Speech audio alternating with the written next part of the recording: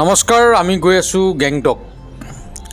দাৰ্জিলিঙৰ বিভিন্ন ধৰণৰ চাইট চিন চালোঁ আৰু দাৰ্জিলিঙৰ হোটেলত থাকিলোঁ।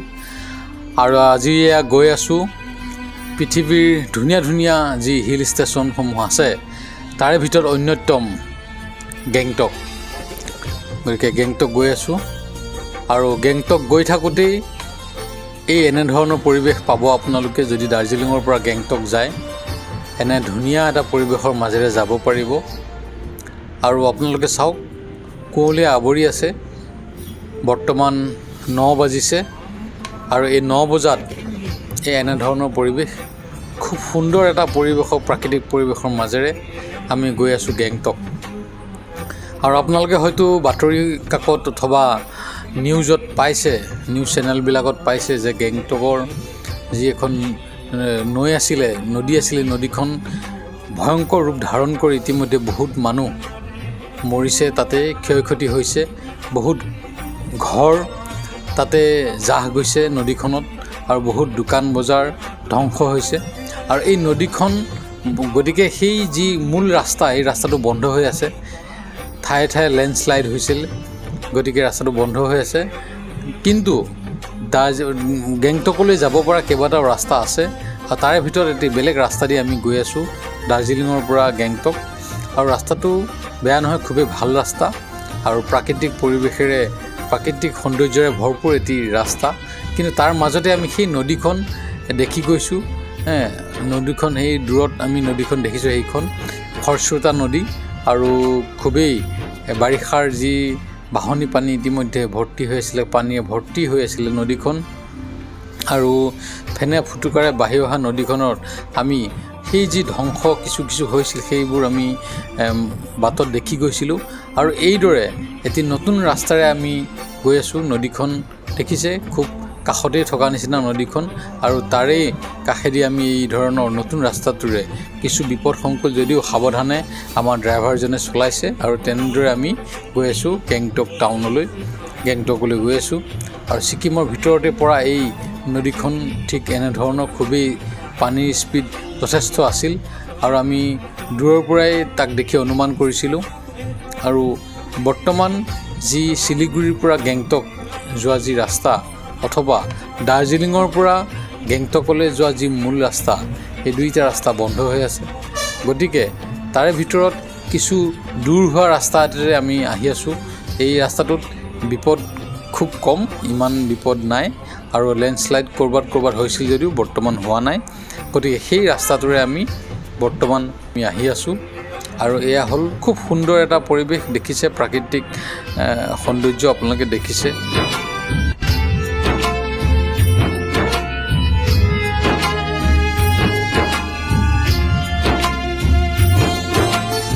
দাৰ্জিলিঙৰ পৰা গেংটকলৈ যি যাত্ৰা, সেই যাত্ৰাটো মূল যি ৰাস্তা আছিলে, ৰাস্তাৰ পৰা প্ৰায় 4 ঘণ্টা সময় লাগে।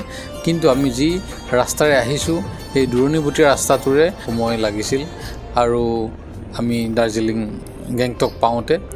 আৰু ৰাস্তাৰ বেয়া নাছিলে, খুবেই ধুনীয়া ৰাস্তা আছিলে, খালি পাহাৰীয়া ৰাস্তাৰ বাবে আৰু যি অকোৱা পকোৱা ৰাস্তা আছিলে সেই তাৰ বাবে কিছু সময় লাগিছিল।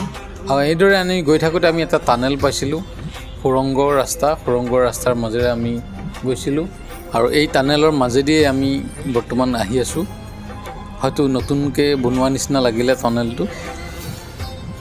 আৰু গেংটকৰ যি প্ৰাকৃতিক সৌন্দৰ্য, সেই সৌন্দৰ্য উপভোগ কৰিবলৈ আমি আহি আছোঁ, খুব এক্সাইটেড হৈ আছোঁ। আগতে আমি অহা নাছিলোঁ আৰু বৰ্তমান আহি আমি পালোহি এয়া গেংটক হোটেল অলৰেডি বুক কৰি থৈছিলোঁ। আৰু ঠিক এনেধৰণৰ আছিলে আমাৰ এই গেংটকৰ হোটেলখন। আৰু হোটেলৰ যি ৰুম আছিলে, এই ৰুমৰ ভিতৰত মোৰ এই ছোৱালীজনী কিবা কিবি খাই আছে, এয়া হ'ল মোৰ ল'ৰাটো। আৰু হোটেলৰ পৰা এটা ধুনীয়া ভিউ। আমাৰ যথেষ্ট ভোক লাগিছিলে, গতিকে ব্ৰেড আছিলে, আমি ব্ৰেডকে খাইছিলোঁ কাৰণ লাঞ্চৰ সময় হৈছে। আৰু হোটেলতে আমি খোৱাৰ ব্যৱস্থা কৰিব দিছিলোঁ, তেওঁলোকে খোৱাৰ ব্যৱস্থা কৰি ৰাখিছে। কিছু সময় পিছতে আমি দুপৰীয়া আহাৰ গ্ৰহণ কৰিম। আৰু এয়া হৈছিলে হোটেলৰ পৰা এটা ভিউ, যি গেংটকৰ যি টাউন আছে, এই টাউনখন ইয়াৰ পৰা দেখা পায়। গোটেইখন যিহেতু হিল ষ্টেচন, গতিকে পাহাৰৰ ওপৰতেই গোটেই টাউনখন অৱস্থিত। গতিকে ঠিক এনেধৰণৰ হোটেলৰ খিৰিকীৰ পৰা বাৰাণ্ডাৰ পৰা এটি এনেধৰণৰ ভিউ পোৱা যায়। গতিকে আমি সকলোৱে দুপৰীয়া আহাৰ গ্ৰহণ কৰি আমি ওচৰতে থকা MG মাৰ্ট, যি লোকেল চাইটচিনৰ ভিতৰতো পৰে আৰু এখন সুন্দৰ এখন market, MG mart, Mahatma Gandhi mart বুলিও কয় আৰু মাৰ্ট বুলিও কয়, MG মাৰ্ট বা MG মাৰ্কেট বুলিও কয়। গতিকে আমি তালৈ গৈ আছোঁ। খুব ধুনীয়া এটুকুৰা ঠাই আৰু ডাঙৰ এখন বজাৰ হয়, আৰু এয়া হ'ল MG মাৰ্ট। খুব ধুনীয়া, আৰু বাহিৰৰ যি ইংলেণ্ড আমেৰিকাৰ আৰ্হিত তেওঁলোকে বনাইছিলে খুব সুন্দৰভাৱে। এনেকুৱা এখন বজাৰ য'ত সুন্দৰভাৱে মানুহে তাতে পাৰ্কৰ নিচিনাকৈ বহাৰ ব্যৱস্থা আছিলে, তাতে বহিব পাৰে। তাতে সুন্দৰভাৱে বজাৰৰ লগতে বিভিন্ন ধৰণৰ এণ্টাৰটেইনমেণ্টৰ কাৰণেও সিহঁতে বস্তু ৰাখিছিলে, যাতে সকলো মানুহে ব'ৰ নহয়, বজাৰৰ লগতে ইয়াত খেলা ধূলাও কৰিব পাৰি। এনেদৰে মুকলিমূৰীয়াকৈ বজাৰখন ৰাখিছিলে, যাতে চবেই খেলিব পাৰে, সৰু সৰু ল'ৰা ছোৱালীয়ে আনন্দ কৰিব পাৰে। গাড়ী অথবা বাইকৰ একেবাৰে তাতে প্ৰৱেশ নিষেধ আছিলে। গতিকে সকলো খোজকাঢ়িয়ে আহিব লাগিব আঁতৰৰ পৰা। আৰু এই ঠিক এনেদৰে আপোনালোকে দেখিছে যে মোৰ বাওঁহাতে যি বহাৰ ব্যৱস্থা আছে, সুন্দৰভাৱে বহিব পৰা ব্যৱস্থা আছিলে। আৰু আপোনালোকেতো জানেই যে গেংটকত সদায় ঠাণ্ডা, গতিকে ঠাণ্ডাৰ দিনততো ঠাণ্ডাই, গৰম দিনতো ঠাণ্ডা। গতিকে ইয়াত গৰম নালাগে বুলি ক'লেই ভুল নহ'ব। আৰু যিবোৰ আমি হোটেলত আছিলোঁ তাতে AC অথবা পাংখাও নাছিলে। ইমানেই ধুনীয়া পৰিৱেশ যে তাত পাংখাও নাছিলে, ফেন নাই। আৰু এনেধৰণৰ কিছুমান সৰু সৰু ঘৰ বনাই মাজতেই চাহৰ দোকান দিব পৰা ব্যৱস্থা আহিছিল, অথবা যি লোকেল চাহপাত অথবা লোকেল কিবা বস্তু এনেধৰণৰ ধুনীয়া ধুনীয়া সৰু ঘৰত তেওঁলোকে বিক্ৰীৰ ব্যৱস্থা কৰি ৰাখিছিলে। আৰু পৰ্যটকক আকৰ্ষণ কৰিব পৰাকৈ বিভিন্ন ধৰণৰ তেওঁলোকে কাৰুকাৰ্য কৰি ৰাখিছিলে। পৰ্যটকসকলক আকৰ্ষণ কৰাৰ বাবে তেওঁলোকে বিভিন্ন ধৰণৰ খাদ্য সম্ভাৰ, তাৰোপৰি এনেধৰণৰ কিছুমান তেওঁলোকে দোকান বনাই ৰাখিছিলে, য'ত পৰ্যটকসকল সহজতে তেওঁলোকে আকৰ্ষিত কৰিব পাৰে। কিন্তু তথাপি আমি যিবোৰ তাতে বস্তু পোৱা গৈছিলে সেইবোৰৰ বহুত বিশেষ আমি তেনেকুৱা আমি তাৰতম্য নেদেখিলোঁ। কিছু বস্তু আমাৰ এই যি বজাৰ আছে, লোকেল বজাৰতকৈ ইয়াতে যথেষ্ট দাম বেছি। গতিকে আমি তাতে বহুত বেছি বজাৰ কৰা নাই। গতিকে আমি কিছু সৰু সুৰা বজাৰ কৰিছোঁ যদিও আমি তেনেধৰণৰ বিশেষ বজাৰ কৰা নাই। আৰু এয়া হ'ল গেংটকৰ MG মাৰ্ট। চাওক কি ধুনীয়া এখন বজাৰ, আৰু ঠায়ে ঠায়ে ফটো উঠিব পৰাকৈ সুন্দৰ ব্যৱস্থা তেওঁলোকে কৰি ৰাখিছিলে। খুব ধুনীয়াকৈ সজাইছিলে বজাৰখন। গতিকে চালে চকুৰোৱা, যেনিয়ে চাব আপুনি তেনিয়ে খুব সুন্দৰ চাফ চিকুণ কৰি ৰাখিছে। আৰু সকলোতে কৈছোঁৱে যে সকলোতে ধুনীয়াকৈ বহিব পৰা ব্যৱস্থা কৰি ৰাখিছে। আৰু সকলো যিকোনো ঠাইতে ফটো দিব পৰাৰ ধুনীয়া ধুনীয়া ব্যৱস্থা তেওঁলোকে ৰাখিছে।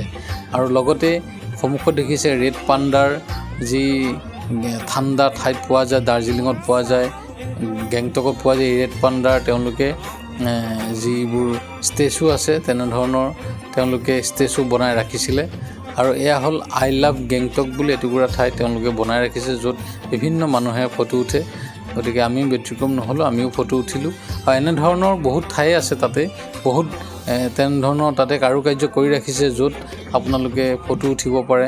চেলফি পইণ্ট বহুত তেওঁলোকে বনাই ৰাখিছিলে।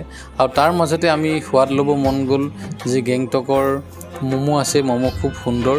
গতিকে আমি ম'ম' খাবলৈ আহিলোঁ। আৰু আমাৰ যি ম'ম' আৰু গেংটকৰ ম'ম'ৰ মাজত যথেষ্ট ডিফাৰেঞ্চ আছে। এই ম'ম'টো খাই যথেষ্ট ভাল লাগে। আমাৰ যি ম'ম' আছে, আমাৰ ম'ম'তকৈ গেংটকৰ ম'ম'টোৰ এটা এক্সট্ৰা ফ্লেভাৰ আছে, আৰু এটা সুন্দৰ তাৰ যি এটা ফ্লেভাৰ, সেই ফ্লেভাৰটো আপোনালোকে যোনে খাইছে তেওঁলোকেহে গম পাব। আৰু এয়া দেখিছে, এয়া হ'ল ৰেড পাণ্ডাৰ তেওঁলোকে এটি মূৰ্তি তেওঁলোকে বনাই ৰাখিছে সুন্দৰভাৱে, একদম বজাৰৰ ঠিক মাজতে। আৰু সকলোৱে আমি যথেষ্ট আনন্দ কৰিলোঁ, উপভোগ কৰিলোঁ, খুব ভাল লাগিল। MG মাৰ্ট ভৱিষ্যতলৈ যদি আমি কেতিয়াবা গেংটক আহোঁ, নিশ্চয় MG মাৰ্টত থাকিবলৈ চেষ্টা কৰিম। ইয়াতে হোটেলো পোৱা যায়, আমি ভবা নাছিলোঁ।